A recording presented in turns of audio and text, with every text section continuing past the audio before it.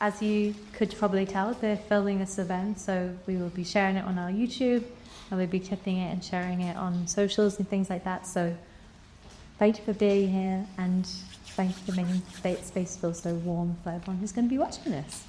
I have a short intro to tell you a little bit about why we're here and what we're going to do this evening.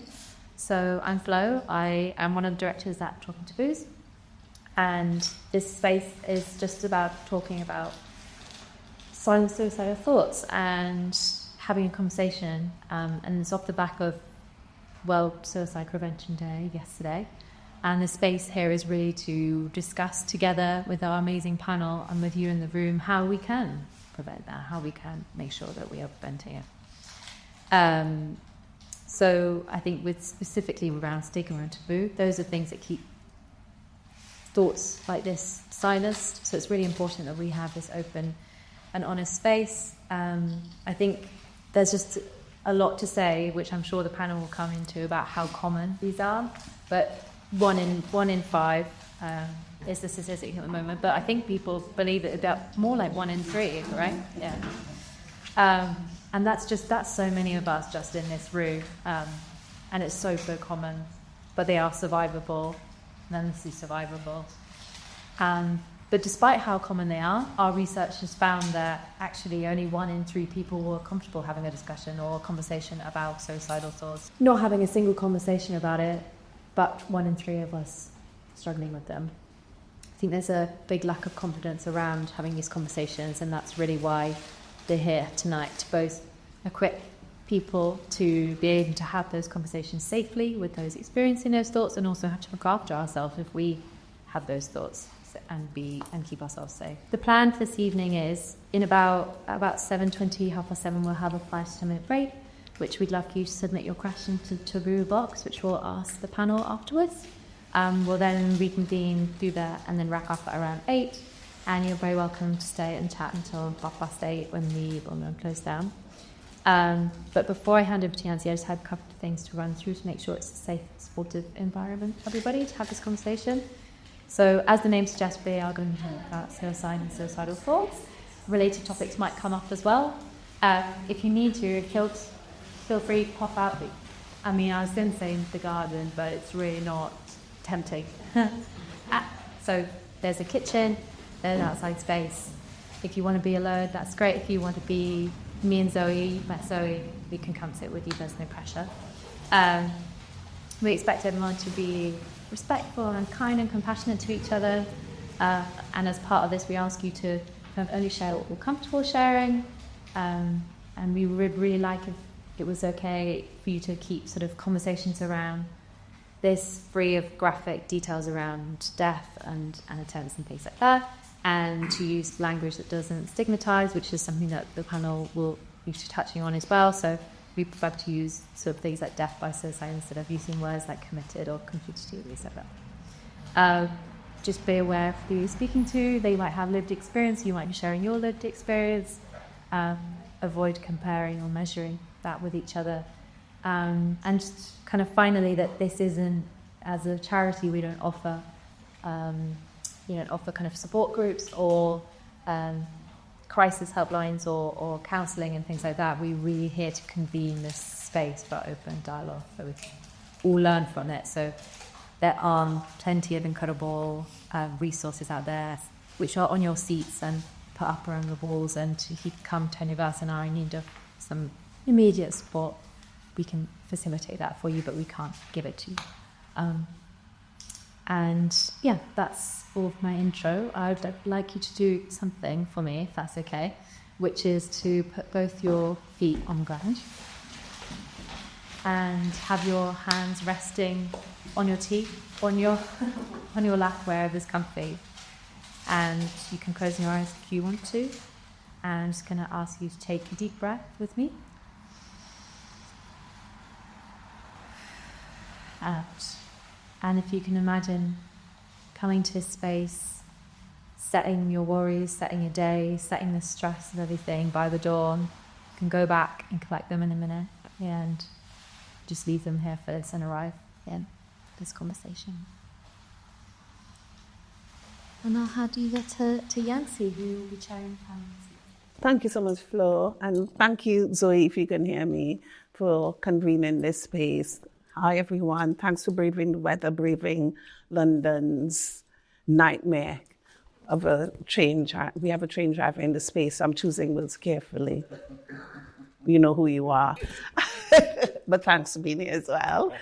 I'm Yancy Ralston, and I have been liaising with Talking Taboos for, I don't know, however long.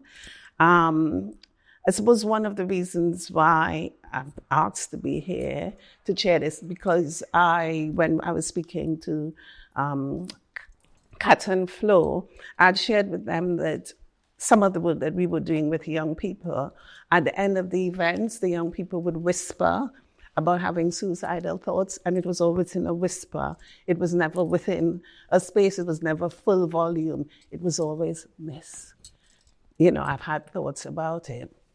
And what we've been trying to do is to kind of normalize having those conversations, because the fact that they're whispering means that they need some support, but they don't know how to ask for the support, and they're scared of asking for the support.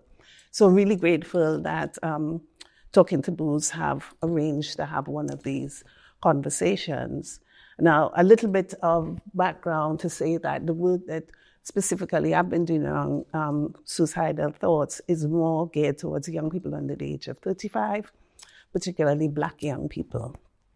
But we know it's across the board. We know other communities are really impacted by it. So a lot of my reference points will be in terms of young Black people.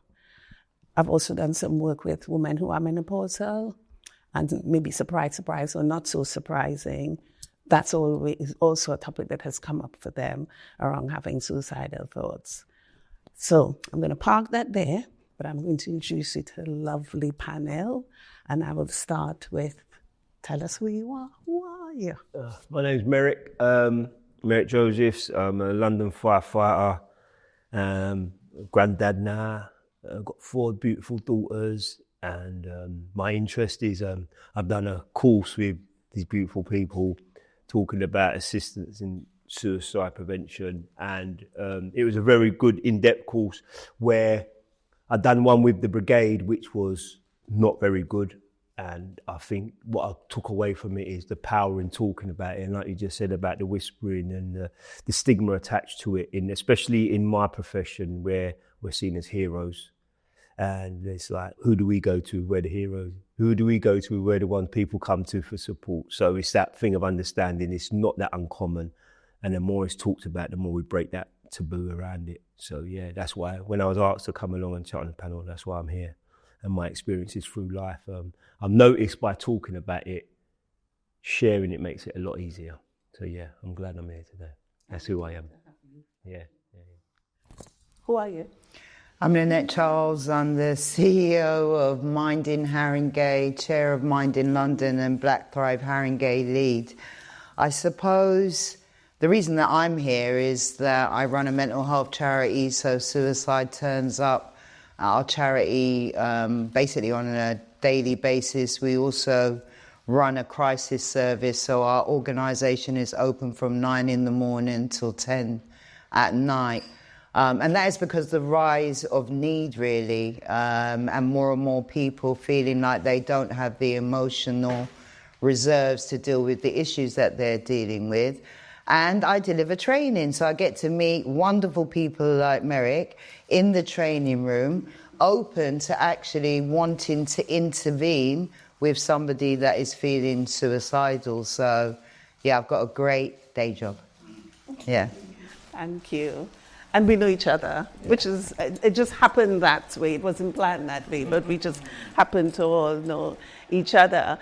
You probably recognize that we do have some skill in dealing with people who have suicidal thoughts. But today, that's not why we're here. It's about having the conversation. But of course, if you do feel you need some urgent support today in the space, feel free. You can either step out, speak to Zoe and Flo, or if you just would like to have a word with any of us, please don't hesitate.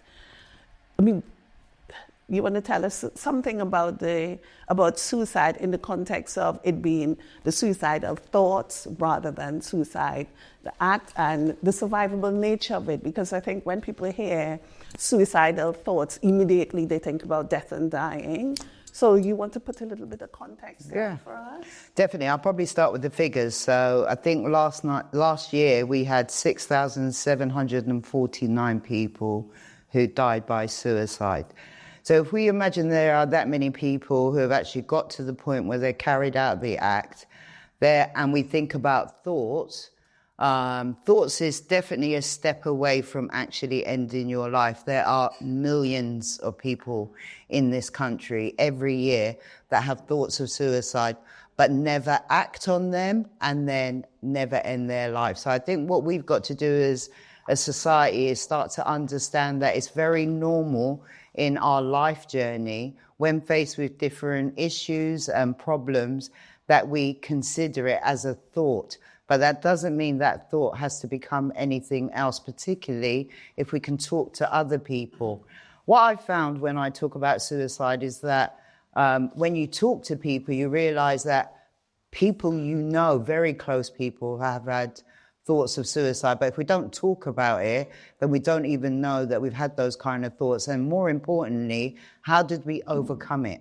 You know, what got us through from having a thought to getting back to where we needed to be, where we're not thinking about suicide as a resolution to the problem that we are dealing with. So I firmly believe that the more that we talk about suicide and generally mental health, the more we can normalize this. And we need to normalize it because actually I think your example of young people, I don't blame young people for feeling worried if they tell somebody that they're having thoughts of suicide, because unfortunately our mental health system, particularly around children and young people, focus on risk, not listening to the young person, not trying to normalize it for that young person, that adolescence is hard. I look around this room, I know we're not in our adolescence, I'm in my menopause, but if we look back at how tricky that period of our life was, then maybe we can share that with young people. But yeah, we need to get away from worrying about risk all the time, really listen to why people are having thoughts of suicide, and then try to look to resolve that either practically, because sometimes it's practical reasons why people are thinking about suicide, debt, relationship breakdown, where am I going to live, etc. So sometimes there are practical things that we can do to reduce our thoughts, that is the only way that we're going to be able to solve that problem. Thanks for that. Mary, can I ask you, in terms of, you know, your line of work and also, I suppose, within your peer circles, do you have these types of conversations, but focused around more like surviving? Yeah, well, obviously because we had a big, it was public, the cultural review come around from our profession because a young boy took his life. He was just coming, he just got through training, he was in the brigade, and then it was a big review over the whole culture within the brigade, and lots was brought up from it. And it went along, there was a lot in the racial side of it, but like it's just said, the mental health side of it and the taboo around it. And the more you don't talk about it, the more isolated someone becomes. So we have this now where we have external support groups within our profession where people can go and chat. So we try to lose the language, because in our thing it's like, I'll just man up and be strong and don't show emotion, and that don't help. You know, it's certain language we've got to get away from, and being open and having that safe space. And when you have that safe space, you tend to find that like it's not as uncommon, and it can be for various reasons why it's happening, financial, childcare, things like that. You know, it ain't got nothing to do with the job we do, because everyone thinks, oh, it's got to be, oh, what you're seeing tragically out there. No, it can be like, I've got problems at home, like I'm not being able to see my children, and I'm coming into work and I have to put a brave face on it. And then once you start talking about it, it's like you realise that, for me, what I realise is if I'm willing to talk about me and expose, and rather than talk about somebody else, then that gives them the comfort space to talk, and they open up. And that's what I think it's about. Like, I think it's definitely more sharing, finding that space to share and giving that time to listen and not judge. And the more we educate ourselves, knowledge is power, the more we educate ourselves around it, because like you said, there's a lot of people that have these thoughts and never act on them. There's people that have acted on them and not been successful, but then now feel that they want to share that and tell people how to cope with it. And that's it, the coping mechanisms around it, because the pressure's getting more. In my opinion, I can see it. I've got children, like I said, I've got the young children like you work with. I've just had it with my daughter, funny enough, and it's really weird because she's gone off to university and she was scared to talk. When she realised she weren't going to get that response because I've done the work with you, it was amazing. So for me, it's about, we all have to find that courage to talk. Find that courage to not be scared to ask them questions, them difficult questions. And then you see the forum opens up around our mess. We call it the mess table. It's like our canteen, and we have that, and that's where anyone can talk. And that's what I think sometimes, if you can see it, just ask a question, and before you know it, the conversation opens up, and people feel braver with it. So yeah, that's how I would work around it. That's what I would suggest. Thank you. How can we have those conversations, Lynette? And I suppose as practitioners, how do we also have those conversations amongst our own peers? I think as practitioners, it's slightly easy because any organisation that you're in, particularly when you're working with other people, you've got safeguarding, right? So in your organisation, there is some kind of safeguarding procedure so that you know you're looking out for people, you're trying to notice things.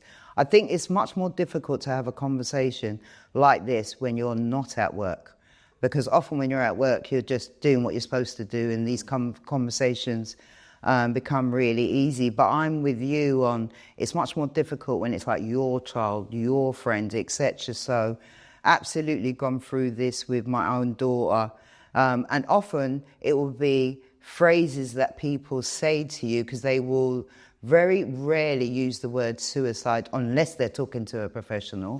But if it's a family member, they'll say things that will let you know that they're really struggling, like, I can't go on, I've had enough, etc. And it's for you to really listen and find out why they're feeling like that.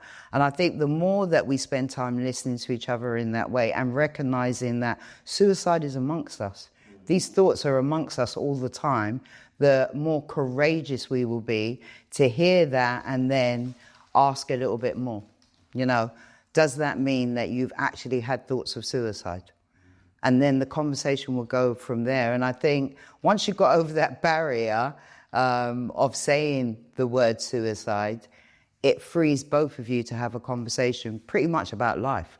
Life, its struggles, how people cope, how they overcome things, etc. So it really is about listening first so that you know there is a conversation about suicide to have. So that you're not asking everyone, which you'll feel a bit weird and you'll be very busy, always talking about suicide to everybody. So I think it's about really listening and thinking about what's going on in people's lives. Change is a big thing. You spoke about menopause, so that's something that we don't have any control about. That change is just going to happen to us as we journey through life. But there's other points in our life, going to school, university, changing jobs, losing jobs, changes that happen in our life that could get us thinking that way, particularly if multiple things are happening all at the same time, and people feel like they don't have any way of coping. But I think it's just being noticing and listening. And then very often there's a cue, there's an opportunity to get in there and really find out why somebody's feeling that way. Yeah, good. And I suppose while we're on that topic, we want to signpost people to some support. How do we do that? Gosh, there's so much help, yeah? The pandemic actually helped us in one sense, because what it done is made sure that people really put out there what is available. So there are lots of different resources out there for suicide. There's lots of really specialist organisations like the Samaritans. They are brilliant at giving people resources, but also Mind and other organisations. I don't know if anybody saw it on the news, I hope they did, but the Premiership is doing some work around suicide. So they've now got a campaign together against suicide, and that means Premiership teams will have support at football games. We've been working on this a long time with them. Because if you imagine you've got all of those men turn up to a football match, sometimes they're very sad if their football team doesn't win, on top of multiple other things that they might be dealing with in their life. So we are part of that new campaign, and we're going to be at Tottenham Football Club providing support to anybody that's there. And even if they don't live in the borough, we've created a page on our website that has got all the suicide charities and all the crisis cafes, because there are lots of places people can go to that are not the NHS, that are run by people that have actually stood in your shoes, know what it feels like to feel suicidal, and offer that help to people with, you know, kind of humanistic, caring approach, definitely not judgmental, because they understand where they are. So I would say there are a lot of resources out there to help people, particularly when you know you want to have that conversation with somebody, but you want a few tips on how to do that. There is lots of information out there now. I saw even today on LinkedIn a lovely little infographic saying, how do I talk to my child if I'm worried? I think it was developed by Koof and Mind. But how do I talk to my own child if I'm worried that they are struggling? So I think there are lots of resources out there, and we should do some of that work before we approach somebody. Yeah? So we feel confident. Yeah, I've got the resources ready. I think I know what I'm going to say. I'm ready for this conversation. I'm going to ask you something, Merrick. Within your mess table conversations that you're having, you know, when you're talking to your colleagues about it, do you think they are receptive, or do you see that there's still that taboo and stigma around it, or is it much more open now? Yeah, it's the age-old thing, isn't it? In a big group, safety in numbers, people feel safe, so they won't open up. But what happens from there is, as you get older and as you get more experience with stuff, you can recognise it. And I think a big thing, not just with suicide, with anything, if you've got experience of something, don't hold it to yourself. Like, you need to share that, because then you'll get the trust. No one wants to be feeling they're talking to someone who hasn't got a clue what they're talking about, you know? So if you can explain, I think when we done it before, and it was that we went round and it was like, explain something, and then it opened up the forum to feel, and then I started, didn't I? And then you guys were like, whoa, we got energy, because if you're willing to talk about your own experience, then people feel more comfortable and safe with you, and that's what happens around the table, or even. And if you notice something, sometimes in that big environment, you're not going to get nothing, because I'm not showing that to everyone, but then you can have that conversation. Okay, I noticed when we were talking about that, you didn't really jump in on that. You okay? That, you know, you have to be. For me, you have to be vigilant sometimes. And it's like you said, it's not everybody wants to talk about it, but you can notice something. And it might just be, no, I'm cool. And then find someone else. But if you're showing your doors open for that conversation, and then even if it's just a thing that you might then suggest, just a suggestion, you're not telling someone to, and you're suggesting in a way, this is what I've done. I'm not telling you it's going to work for you. This is what I do when I get them thoughts. Because they're just thoughts. Remember, if we get passing thoughts all day long, it's whether we're going to grab onto them, we're going to let that one go. And it's like you start to find the ones you want to. And if you've experienced it, you can talk about it. If someone, for me, I can only talk about my own experience. It works that I find that, I can latch onto that energy, because he knows or she knows exactly what I'm talking about here. And that's what happens around the mess table. I've been that person, as I'm wanting to share in the big space. And then my governor, fun enough, it was a lady, talked to me, and then she shared with me that she had lost her brother, and it was like, wow. And then the next thing you know, we're just chatting, and that's what it is. It's art of conversation, and it's having them difficult conversations. And like I said, it's not just about this one, it's about anything. And that's what I found with children, is that sometimes this whole new thing they're going through with this fake life, what's on the screen, it's not real life. So unless we have them real conversations, that's what the mess table does. Like, we go to we had a job or something like that, obviously you might have heard it, come back, and if we're encouraged to talk about it, not to shut down. And there's no ranking or anything, like from the governor down, we all just chat, just because we need to start talking. and then from there your energy changes a little bit. You know what I mean? And this is what this is like for me. I find that when I talk to myself, I've only got myself answering. When I talk out, I'm finding something, and someone can relate to me. You know, and it makes me feel safer, and makes me want to enjoy that. You know what I mean? That's what happens. That's what I think. That's the way you do it. Is you got to talk about your own experiences for people to trust in you, because you got to earn that trust. Yeah, definitely. You spoke first. Merrick spoke about the heroes. You know, who supports the heroes, and then you were talking about the footballers, and I'm thinking about within the workplace, and particularly workplaces that are predominantly women.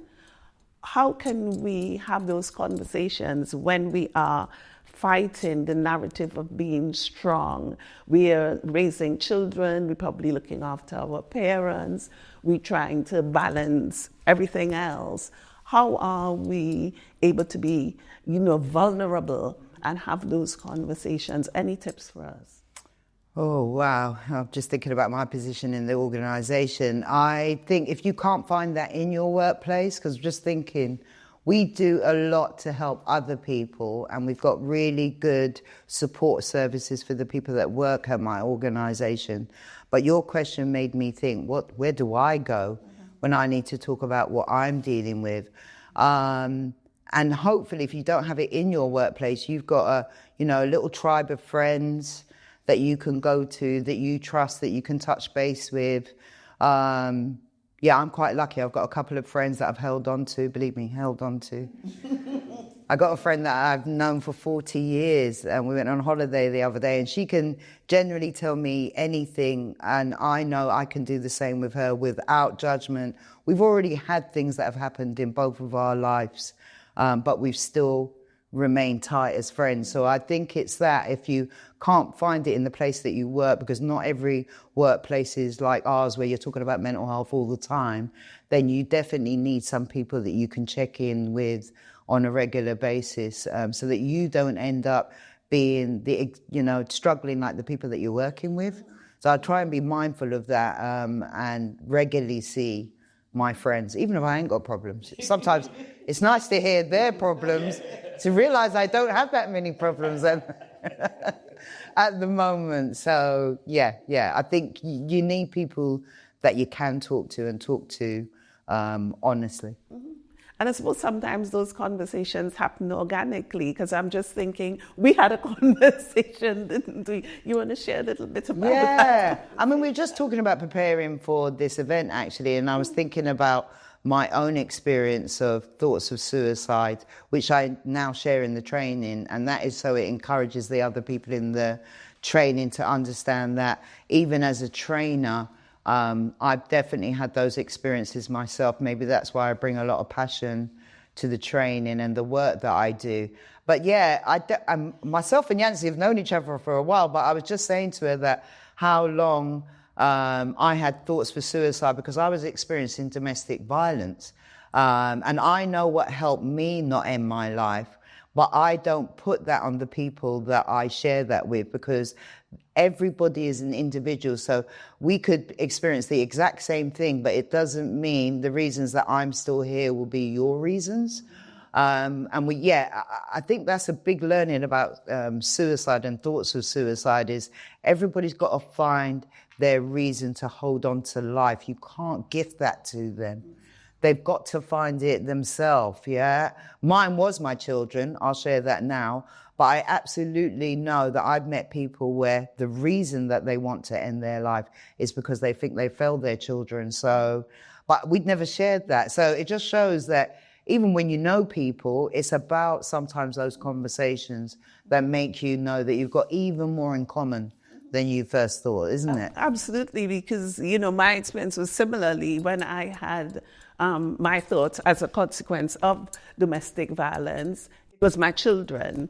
I thought, I just can't leave the kids on their own. And I had never met anyone else who said it was their children that prevented them from acting on the thoughts. So Lynette was the first person I had heard said that, and I was like, oh my gosh. And we know each other. And we've known each other forever. So, it was For me, it was really so good to talk because I'd been holding this, never knowing anyone else who said it was the children. You know, you hear people talk about it in abstract, but I never experienced it. So thanks for that, Lynette. And you know, as I say, it was good to actually share and talk. As we're talking about the children, I just wonder if you could reiterate a little bit, because, you know, when we had the conversation, the children what saved us. But for a lot of people, the children could be, you know, the reason why they're having the thoughts. You want to expand a little bit? Because I think it could be helpful. I mean, parenting is hard enough. Anybody in the, anybody that's in the room knows that. And we definitely don't get a guide. I say that because I used to be a social worker, so definitely out there kind of vaguely judging people on their parenting. And it can be easy as a parent, and particularly when you feel like you're on your own, to critique everything that you do for those children. So actually where you live, how you're living, particularly if you're struggling for money and debt and your children haven't got what they need, you could definitely be in a situation where you start to think about suicide because you feel like you're letting your children down, that this is not how you envisage your life to be. And definitely, when I think about the experience of domestic violence, it was also the worry that they were being affected by it. So totally could turn that on its head and see that a woman or a man, he might be left with the children, the children could be the reason why they think they failed. And failure can definitely push us to having thoughts of suicide no matter what we think we're failing in. So yeah, definitely see that it's very individual. And I suppose for some people it's that feeling of powerlessness, isn't it? It's that, you know, what can I do in the moment? But I suppose one of the reasons why we encourage the conversations, because you just don't know who's there to just hold you and have a conversation with you and offer some tidbits. So I know when I had my own thoughts, without going into too much detail, one of my things is I have really bad insomnia. So I sleep, I'm on 2 hours today. I have it really bad and I hadn't slept for 3 days. So I had the thoughts and I thought of my children and sleep saved me. I actually went to the doctor and he said, you just need to sleep. And that's what saved me. And I'm sharing that to say sometimes it's not necessarily a clinical intervention. It's just looking after yourself holistically. It's the diet. And my experience was domestic violence. So it was the constant fear, not eating, just not communicating because trying to hold it in and the shame and the stigma. So I'm saying all of that to say it's not always that. And I suppose you know this is not always that clinical intervention that's needed. 100%. Like, yeah, same thing. It's like, I do believe that you need to, it's an inside, you look, and self-care, self-love, like, because if you love yourself, you're not going to harm yourself. But if your thoughts are you're talking about you're not worthy, there's no point in being here. It's easier then to do. And it's like what we picked up on, what was one of the biggest things that I thought the room, what we done was suicidal behaviours as well. So like, it's not so much going and doing that behaviours towards that. So like not taking care of yourself, eating terribly, not sleeping, taking alcohol excessively, drugs excessively, watching the wrong sort of stuff and overwhelming yourself so you're making yourself feel worse, so you don't care. And the other one is the financial side of it. If you've got that idea that if I go, then the financial situation will be done with because I'm not going to waste any of this and they can get my, whatever you've got set aside for it. You know what I mean? But if you talk to somebody, then you realise this is silly. This doesn't make no sense because it's what you're leaving behind, you know? Like, and it only works from conversation. And then it's like, you'll get suggestions, like I said, it's suggestions. And like you said, I think it's very, very important that we don't get... the ego don't take over like, I've done this and this is really what, no, because we're all different, but you suggest it and it might be someone enjoys swimming and they might go swimming. Someone just like walking in the park. Someone might just like reading a book which will help them fall to sleep. But you know what I mean? But how do we know that unless we share that? I do believe we're beings what are sociable. We need to be more sociable. And society these days is more, everyone's on their phone and they're just locked in, you know, and it can be a good tool because that's how you find out where all these help groups are and all that. But then from them tools, we need to be social and talk the conversations. And you can know someone for years, I used to just explain, and you never had that conversation. That it could be someone who's done that act, and that's why they're so against it. Do you know what I mean? So for me, it's that finding a way. And when it was right on me, it's only because I'd never thought about doing it because it's in my family. But then when my mum passed away, and she was no longer there for me to see the trauma that it causes, I'm like, I might as well go. And it's though you talk about your children, it's my granddaughter. My granddaughter was born. How am I going to do that to this person I ain't even met yet? Let me stay around and meet her. And you know what I mean? Then I started feeling good about myself again. And that's what I believe it is. No 2 days are the same, but the more you talk, the more you chat, the more you get that courage to say, you know what? It's a word. It's not something to be scared of. It's just a word, and we talk about it, and then we find a way of finding our similarities. I believe in that. There's a saying we have in certain groups I go to, is look for the similarities, not the differences, because we all walk in rooms and go, I'm different. You don't know nothing about me. But if I listen, I might find, you know what, we've got a common interest somewhere along the line. So yeah, definitely communicate, and men especially. Men don't like talking, like they always talk about it, but now there's more and more barbershops and all that. You go in barbershop, I don't need a haircut, but I can go and sit in there and we chat football, and you talk about football, any sport, you know, like, and the sportsmen now are talking about it because their career stops. What do I do? I've done this for the last 30 years, and what do I do now? And it's finding some way of managing getting up in the morning and still having a plan for your day. We were just talking about retirement, coming up to retirement now. I just spoke to my friend today who's just retired, same thing. Make sure you just don't lay down, because before you know it, the idle hands, you know what I mean? The wrong person finds work for it, you get it? So always talking, always having conversation, have your groups where you can go to. That's what I believe, because isolation don't always help. There's a difference between the two, isn't it? Isolation and being on your own. When you're on your own, sometimes you just want to be in your thoughts, but when you're isolated from everything, it's start feeling the wrong way. So yeah, find a different thing. Mm-hmm. And my last question to you, Lynette, is really around, we know that there are some intersections where, and areas where having the conversation can be difficult because of the taboos around it. I suppose, do you have any hints for us or any ideas on how can we still encourage those conversations, knowing that it could be a bit of a challenge? Yeah, I think this has come up before, definitely in our service, and that is around, obviously there are different religious beliefs about when we're in distress, etc. So sometimes it's hard when you belong to a religious group to even let anybody know you're thinking about suicide, because it might be definitely taboo in your, your belief system. And then there are reasons that it might be difficult to have a conversation about suicide. Recently in our crisis service, we had a young man who wants to come out and tell his family that he's gay.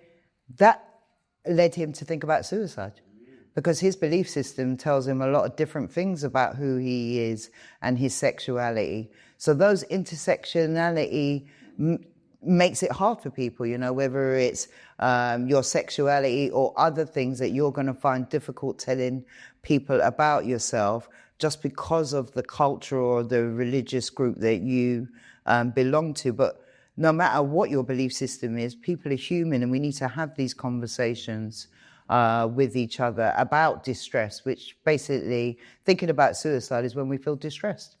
When we can't cope with the amount of issues that are coming at us, or we feel stuck, or guilt or shame about something. So definitely that comes into that sometimes we want to share things, but we feel shamed about what we're going to share with somebody.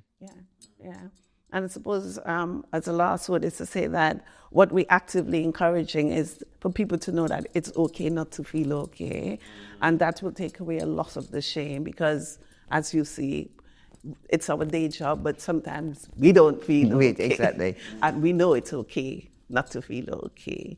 Thanks, everyone, for your questions. Some really good questions. Yeah, I'm going to direct this one to you, Lynette. When is it just a thought and when is it something else? When is it just a thought and when is it something else? I think that you can have a lot of thoughts and then they can keep turning up every day.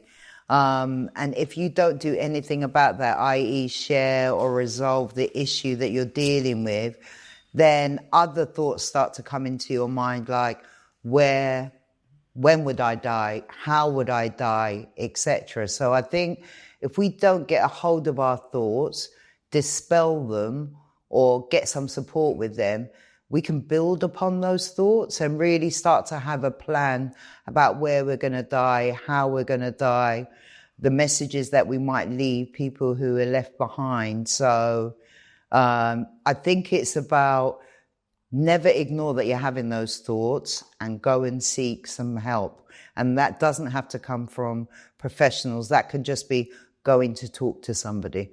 So hopefully, that explains it a little bit. And I suppose I'll add to that sometimes the thoughts are just one-off thoughts. You know, sometimes people would say to you, in the moment they have thoughts, but they know they're not going to do anything beyond just having the thought, because in the moment it's the pain.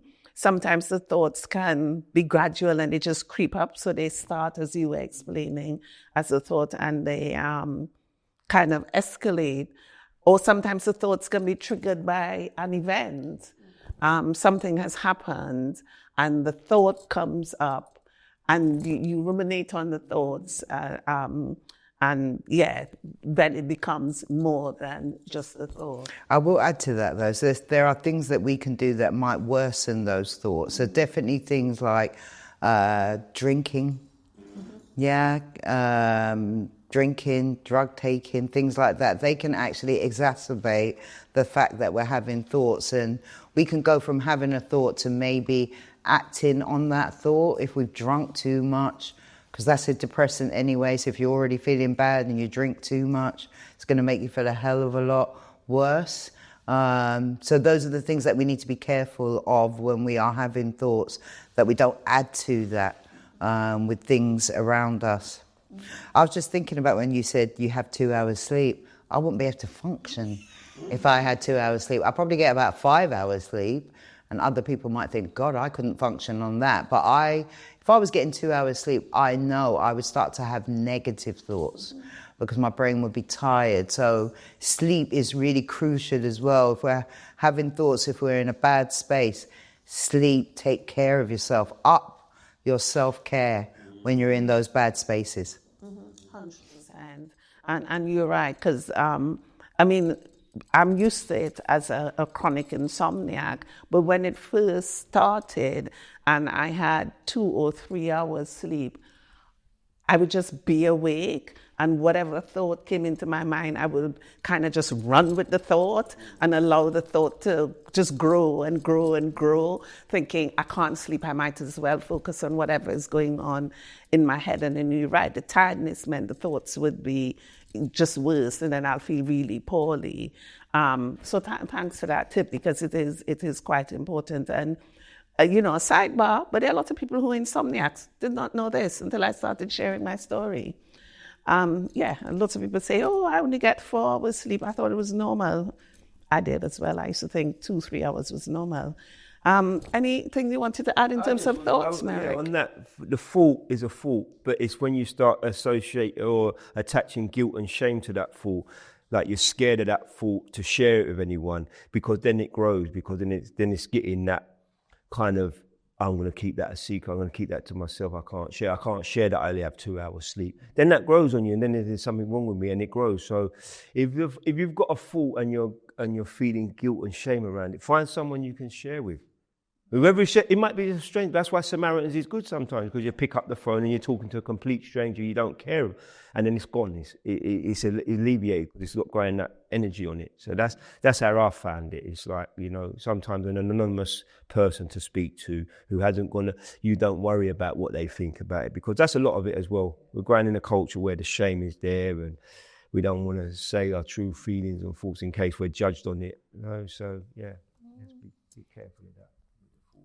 Another good question. Do you have any, and I'll ask you first, Merrick, do you have any advice for talking about this as an adult child to a parent? This person's reference was about, a menopausal mother, but I'm just saying, so, as an adult, so possibly talking to your parents about it. Again, it's that same thing. It's finding the courage. It's finding the courage not to put the fear in front of it. So there's a saying about feel the fear and do it anyway. So you're talking to your parent who's grown you up, and your fear is what they're going to judge you on it. But if you don't talk about it, you're never going to know anyway. And if you don't get the right response, then find someone else to talk to. But I do believe that holding on to it, you isolate, you're getting into that place where you're going to feel alone, and then you're only hearing your own self anyway. And you're not giving your parent that the respect to let them make that decision. And then if it is what you feared, at least you've got the evidence there, because if fear is false evidence appearing real, right? So you're sitting there worried about to tell your parent, this is what I'm feeling, this is the thought I've had, and you're making that decision for them. Whereas at least if you tell them, and then they come with the thing that you feared that they was going to say, you've got that evidence now you can go, I won't talk to you about that no more. And that's what I say to my children. I can only talk, again, my own experience with my children. There's nothing they can ever tell me that I'm going to be devastated. That whatever they tell me, I'm their father first and foremost, and I will try and support them with it. But no matter how it shocks me, I have to. That's my duty. Is I gave life to them, so that's how I see it. So I try to be open, but yeah, my advice on that one is feel the fear and do it anyway. And if it is what you ain't getting the support that you wanted from your parent, at least you can then work on finding another avenue, because there's other avenues out there, like we've spoken about, other organisations, what can help. But yeah, give your parents a chance to make that decision. I don't know whether that's how I would deal with it. I mean, I can just reference my own experience when I was many years into menopause and not understanding why I was feeling the way I was feeling. And we had mothers and daughters conversation. This was 13 years ago. 6 mothers, 6 daughters talking about menopause. And my own daughter, she said to me, "Mommy always crying and I don't know what to do to help you." And that was the catalyst to open the conversation, because I didn't know how to help myself. I had no idea what was happening to me. And when she said that, I burst into tears, because it was like, oh my gosh, I have to protect my child. She's my child, and I felt the guilt for making her feel badly. But because she said it, we could then talk about it. Without the detail, I was able to say to her, well, I really don't know what's happening to me. I'll just go see the doctor. And then to find out, that it was menopause. So that was her way of raising the subject, just by saying, you're always crying and I just don't know how to help you. So any thoughts there? Yeah, when I heard that question, I was actually thinking about my mum, who lost her husband of like 30 years a few years ago, and she's definitely been struggling. I think to have that conversation, and it might not be that she's thinking about suicide at all, but just checking in on her, because her behaviour is saying she's struggling. She's not really leaving the house or her room. She's not doing much.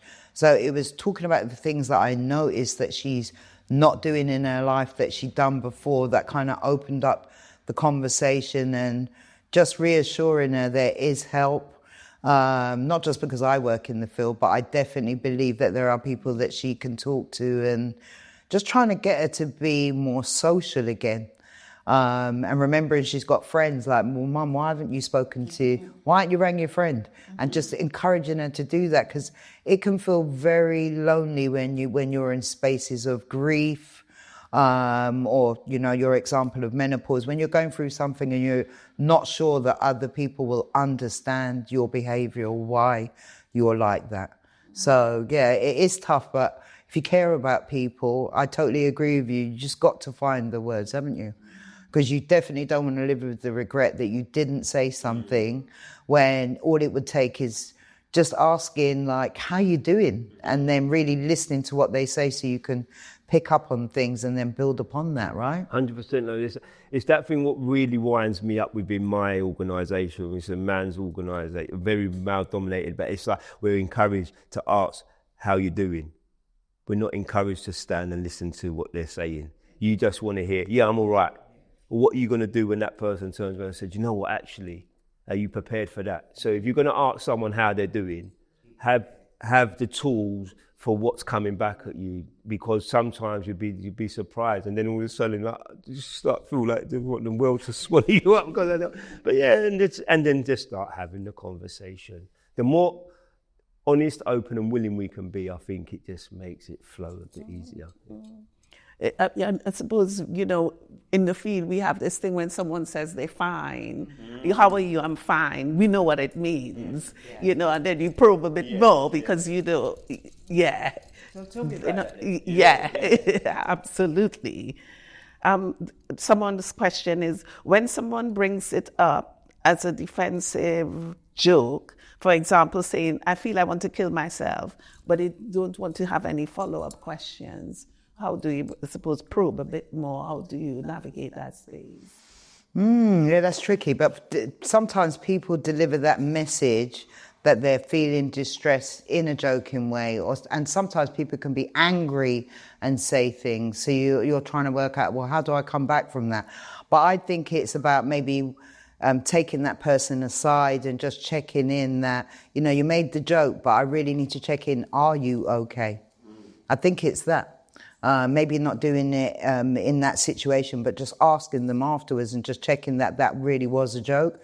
Because I don't know about you, but that's not a very funny joke. Or even if somebody says it in anger, again, just maybe when it's all calmed down a little bit, checking in with that person about why there was such an outburst and why that was part of the narrative in that outburst. Because people very rarely say things that they don't want people to follow up on. I mean, that's a lot of our learning when we do the suicide training, is that people often invite us to ask about suicide and we don't. Yeah, they say it many times and we try and ignore it, like you're saying, you look good. Yeah, there definitely is that. Then it takes time, because again, it's that internal thing. Do I want to have the knowledge to be able to work with that? Like what we come away from, if you notice, there's all firefighters on this, and we all come away from it saying we feel that little bit more empowered to have that conversation, because it is about knowledge. It's about what to do with it, and it's also about the knowledge of who do I go to help me help this person. Do you get it? Because it's like, I'm going to need help with this to help that person, because you're going to get some information what might be very heavy. Yeah. And if I ain't got someone to talk to about it, so it's like a chain ripple effect, Absolutely. Isn't it? Yeah. And to dispel that myth, isn't it? Yeah. There is nobody that you meet, if you believe that somebody is having thoughts of suicide, and as I said, they'll very rarely use that word, do not feel afraid of asking them, are they having thoughts of suicide? You cannot put that idea in anybody's head that isn't actually thinking about it. So we really need to dispel that myth that suicide's a dangerous word, or maybe I'll give them the idea. No, you cannot give somebody the idea, because it's very distressing for your thoughts to be full of suicide. The people that are having them know they need to talk to somebody, but our society doesn't encourage that in the way that it should do. Although we've made leaps and bounds, but we're not there yet. Yeah.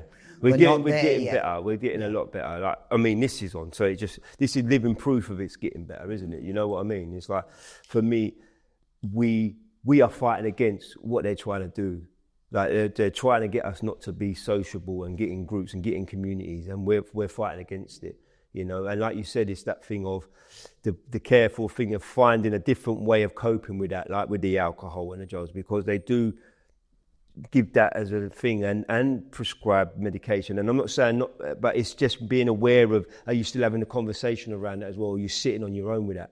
Do you know what I mean? Like, we have to, if there's guilt and shame attached to that medication you're on, I believe we need to talk about it. So you can not be, because someone else might be on the same medication and all of a sudden you're thinking, I'm shameful that I'm on that, but someone else on it because it works. You know what I mean? There's a reason it's there, So yeah, talk.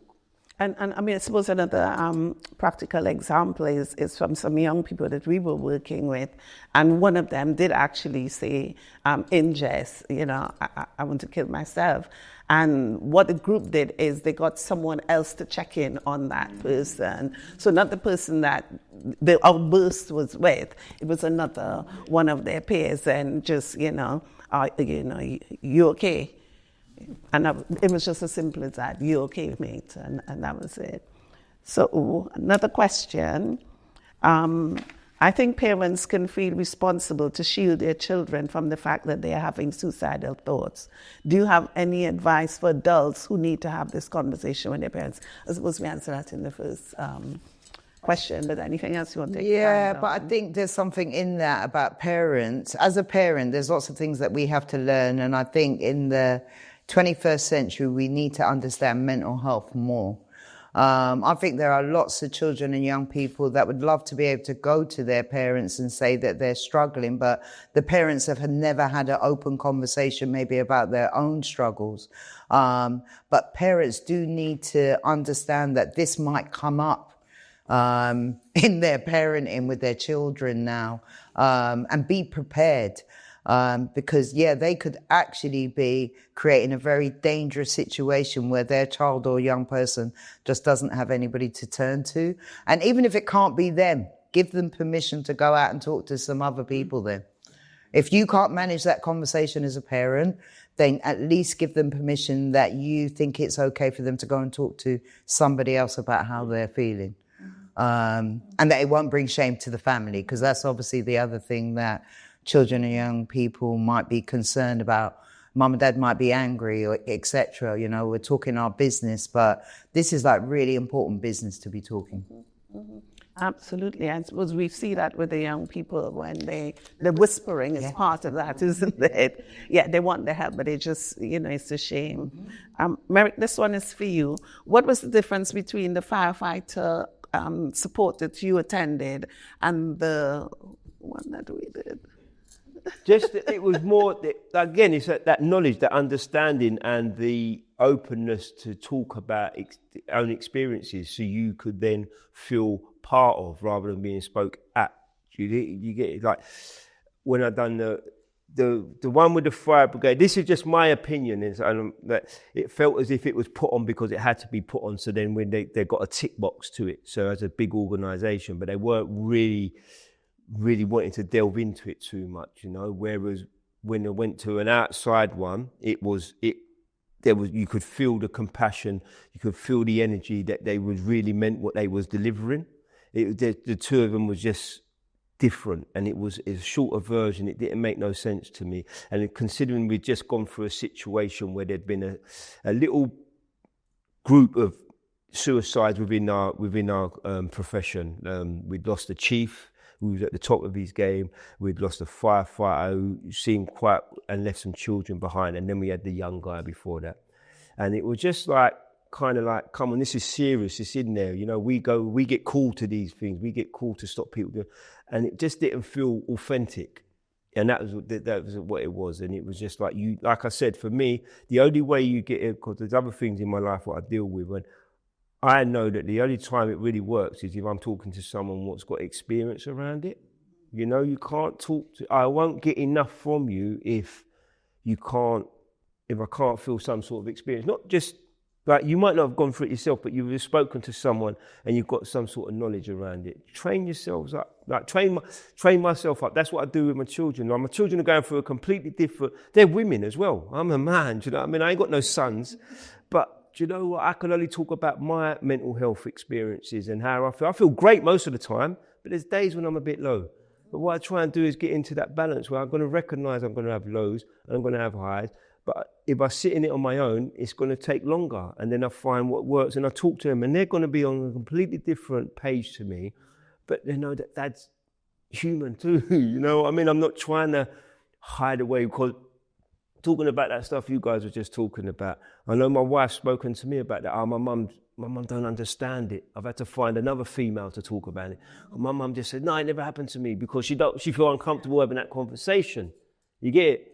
But I come from a place where it was more open to have them conversations. So just being open to conversation. Thank you. We're on time, but I will just read the other questions, and what we'll do is we will answer these questions via email, because I think they'll be useful for everyone in the space. So someone has asked, what courses help to be able to support suicidal people? So we'll actually respond to that for everyone, because it's important. We think everyone should attend at least some level of suicide prevention training.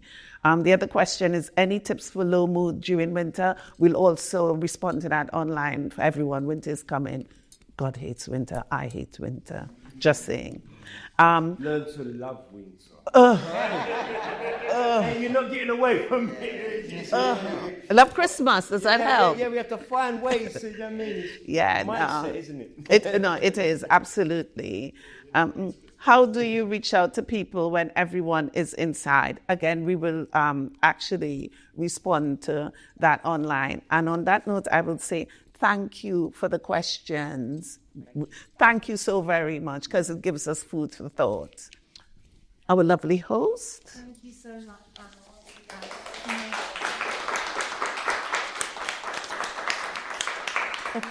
As I said, we will answer those restless ones, so everybody has access to them. And we just wanted to say, keep yourself safe. Do your best to share what you've learned tonight with as many people as you can. And we have filmed it, as you can tell, so we will be sharing that with you soon. Is there anything that you guys would like to go away to follow, support? Yeah, absolutely. This is a shameless plug. Yeah, that's so our young people support organization is called BAYO.UK.